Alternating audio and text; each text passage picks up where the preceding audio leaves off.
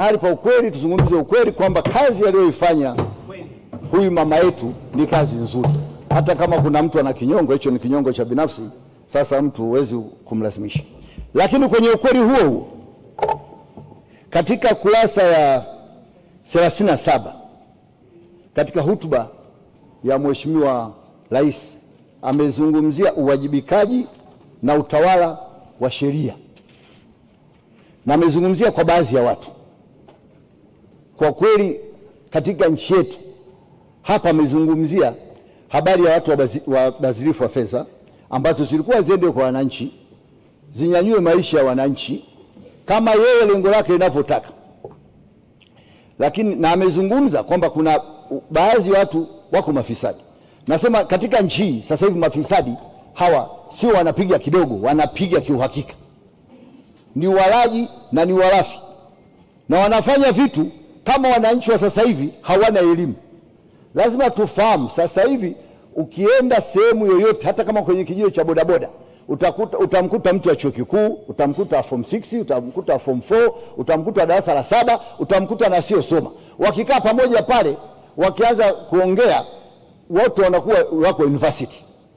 Kwa hiyo hawa watu sio hawaelewi. Utakuta mtu yuko serikalini ana GPA labda ya 2.5, alafu yule ambaye yuko bodaboda ana 4, alafu huyu jambazi anamtuma bodaboda yule wa GPA ya 4, nenda kapeleke misumari pale, peleka hapa, alafu huyu naye mjanja anajua mshahara wake. Kwa hiyo lazima tujue hizi sheria za TAKUKURU kama ziko kidogo zimelegea, wananchi basi tuzibadilishe. Watu kila sehemu wanajenga majumba nini, hakuna watu wanaona. Na tusizungumze sisi hapa kama bunge wa CCM ambao tuna uchungu, tusizungumze ya leo. Je, tunayozungumza ya leo tunajifurahisha ya leo? Je, ya 2030 nayo tunayasahau? Tukizungumza ya leo tujue kuna mbele huko, kuna 2030. Je, tunakwendaje kwenye chaguzi zetu?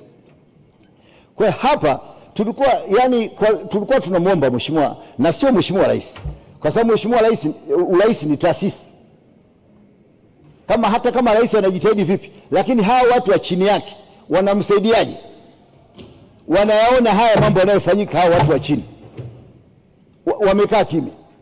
Hata mimi mfanya biashara sipendi ufisadi wala sipendi wezi, kwa sababu mimi nafanya biashara kwa miaka mingi, nahangaika, nanunua hichi, nafanya hichi, kinakuja kijitu kinaiba, kinaingia kwenye biashara yako. Unakingoja kifirisike, lakini kwa sababu kitafirisika tu, lakini tayari kimesha kuzuru ndani miaka 5 miaka 6 kwenye ile biashara. Mheshimiwa Waziri Mkuu, nimemwona kabisa kwamba unahangaika sana na umeanza vizuri sana kwenye masuala haya. Sasa tunakuomba kama umeanza vizuri kwenye masuala ya kuangalia watu wezi wa nchi, baki tusikae hapa tu tuna kazi ya kusema sisi. Kwenye watu wezi wapo.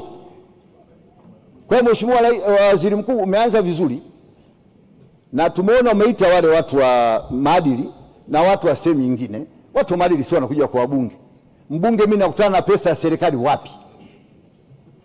Sikutana mahali popote. Lakini nyinyi mawaziri na watu wa chini ndio mnakutana hela ya serikali. Kwa hiyo kama ni vibaka, basi ni huko kwenda huko chini.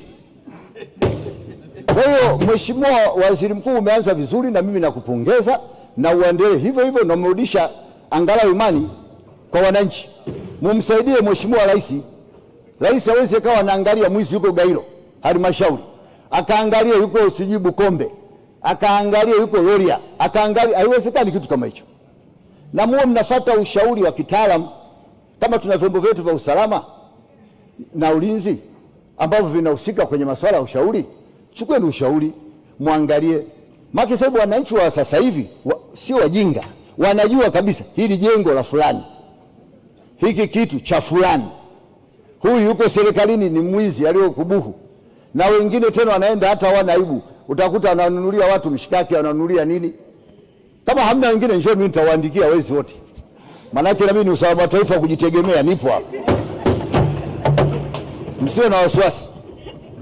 Lakini nakwambieni katika kitu kinachozungumza, na ndio maana mama amekizungumza hapa, anataka usaidizi kutoka kwa wasaidizi wake, na ndio maana Mheshimiwa Rais alikizungumza kwa uchungu sana.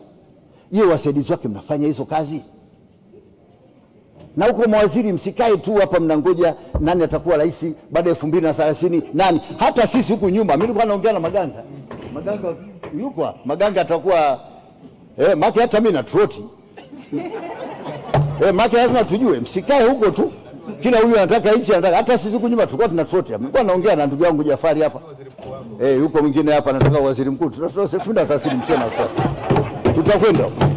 Lakini cha mwisho, Mheshimiwa Waziri Mkuu, ni kupongeze, unafanya kazi nzuri. Naomba hapo hapo na timu yako wote, na najua katika timu yako wa mawaziri mlioko sasa hivi wengi ni wazuri, ila muangalie huko chini. Hata hapo wabunge hao wengine usione wapigi kelele na waingia kichwani, wanajua ninachokiongea na wanakielewa. Utikinde sehemu fulani jumba la fulani, jumba la fulani. Kuna mmoja hapa alijenga jumba akaandika kabisa na jina lake fulani Tower. Jamani, sasa huko tunafanyaje? Na sisi mnatupa kazi ya ziada. Mtu anayekupenda atakwambia ukweli. Mtu mnafiki atatoka hapa atapiga debe, akitoka huko nje tunaenda vibaya.